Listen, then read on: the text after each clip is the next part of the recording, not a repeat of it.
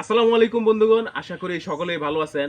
আজকে আমাদের কুমিল্লা বরুড়া উপজেলার মধ্যে বাংলাদেশের বর্তমান নবনির্বাচিত প্রধানমন্ত্রী জনাব তারেক রহমান সাহেব আসছেন। ওনার কাছে আমাদের বরুড়া সহ সারা কুমিল্লা জেলার সকল জনগণের একটাই দাবি ছিল যে আমাদের কুমিল্লাকে যাতে উনি বিভাগ ঘোষণা করে দিয়ে যান।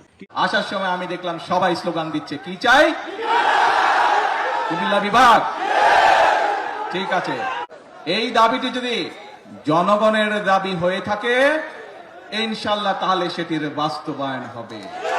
কিন্তু উনি প্রতিশ্রুতি হিসেবে উনি বলে গেছেন যদি এটা সর্বস্তরের জনগণের দাবি হয় তাহলে অবশ্যই তিনি বিভাগ ঘোষণা করবেন। তাহলে আমরা ধরেই নিতে পারি অলরেডি আমরা কুমিল্লা বিভাগ হয়ে গেছে। ইনশাআল্লাহ আশা করি তো সবাই আমরা যারা কুমিল্লাবাসী আছি, যারা কুমিল্লা জেলার মানুষ আছি, দেশি এবং কি প্রবাসী ভাইয়েরা, সবাই এই ভিডিওটা বেশি বেশি করে শেয়ার করেন।